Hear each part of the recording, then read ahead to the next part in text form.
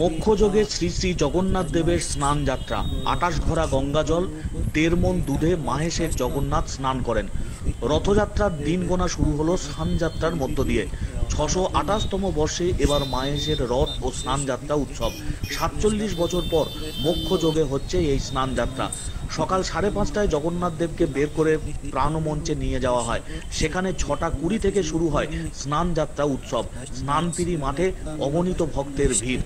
রীতি অনুযায়ী স্নান মঞ্চে 28 ঘড়া গঙ্গা জল এবং 1.5 মণ দুধ দিয়ে স্নান করানো হয় জগন্নাথ দেব, বলরাম দেব এবং সুভদ্রাকে। মনে করা হয় ওই পরিমাণ দুধ গঙ্গা জলের স্নান 3 দেবতার জ্বর আসে। মন্দির বন্ধ রেখে সেবা শুশ্রূষার পর কবিরাজের পাঁচন খেয়ে তারা সুস্থ হন। সোজা রথের দিন রথে চাপিয়ে 3 দেবতাকে জগন্নাথের মাসির বাড়ি নিয়ে যাওয়া হয়। অন্যান্য বছর স্নানের পরেই 3 বিগ্রহকে মন্দিরের গর্ভগৃহে নিয়ে যাওয়া হয়। এবার দিনভর 3 বিগ্রহকে স্নান মঞ্চে রাখা হবে।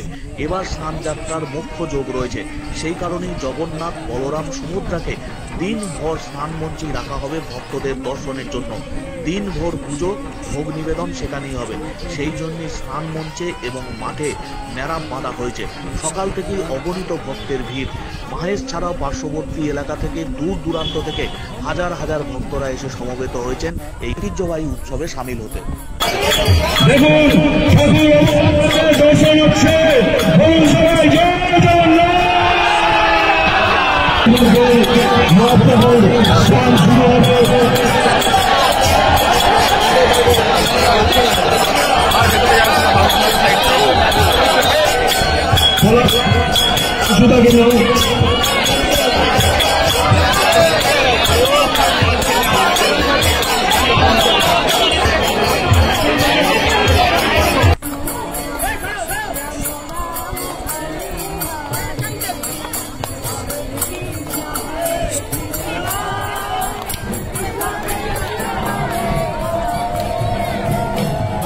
সেরকমই জগন্নাথ স্নান করছে।